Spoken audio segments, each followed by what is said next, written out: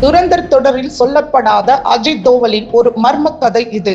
ஒரு துப்பாக்கி குண்டை கூட பயன்படுத்தாமல் இந்தியாவின் ஒரு பிரிவினைவாத கிளர்ச்சியை முடிவுக்கு கொண்டு வந்த சாகசம். அதுதான் ஆபரேஷன் மிசோரம். 1970களின் தொடக்கத்தில் மிசோரம் பிரிவினைவாத தீயால் எரிந்து கொண்டிருந்தது. மௌட்டம் பஞ்சம் ஒரு முழுமையான கிளர்ச்சியாக மாறி இருந்தது. லால்டெங்கா தலைமையிலான மிசோ நேஷனல் ஃப்ரண்ட் அமைப்பு இந்தியாவிலிருந்து தனிநாடு கோரி பிரிவினை போராட்டம் நடத்தியது.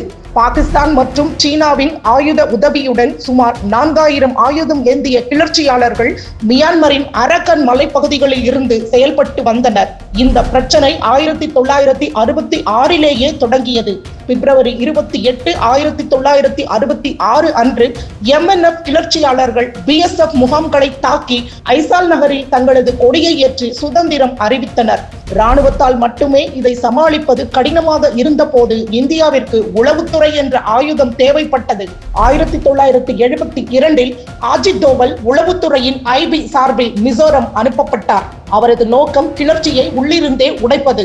தோவல் மிசோரமில் இருந்து லால்டெங்காவை துரத்தவில்லை, மாறாக அந்த அமைப்பை இயக்கிய 7 முக்கிய தளபதிகளை குறிவைத்தார்.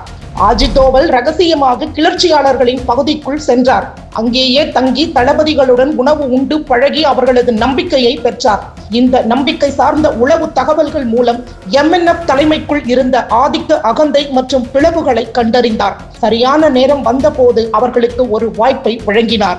மிசோரமிற்கு மாநில அந்தஸ்து மற்றும் அமைதியான அரசியல் வாழ்க்கை, இல்லை என்றால் முழு அளவிலான இராணுவ நடவடிக்கை.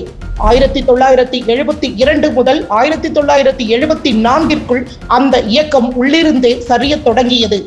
7 தளபதிகளில் 6 பேர் அஜித் தோவலின் பக்கம் சாய்ந்தனர். 1975இல் 350க்கும் மேற்பட்ட கிளர்ச்சியாளர்கள் ஆயுதங்களை கீழே போட்டனர். தனது பிடி தளர்ந்ததை கண்ட லால்டெங்கா லண்டனுக்கு தப்பி ஓடினார். பின்னர் ஜூன் 30, 1986 அன்று ராஜீவ்காந்தி ஆட்சியில் மிசோ உடன்படிக்கை கையெழுத்தானது. மிசோரம் இந்தியாவின் ஒரு மாநிலமாக மாறியது. தனிநாடு கேட்ட அதே லால்டெங்கா மிசோரமின் முதலமைச்சரானார். பின்னாட்களில் லால்டெங்கா தோவல் மட்டும் தனது தளபதிகளை பிரிக்காமல் இருந்திருந்தால் இந்த போராட்டம் ஒருபோதும் முடிந்திருக்காது என்று ஒப்புக்கொண்டார். இது வெறும் உளவு வேலை மட்டும் அல்ல, அறிவுபூர்வமான ஒரு சிறந்த போர் முறைக்கான உதாரணமும் ஆகும்.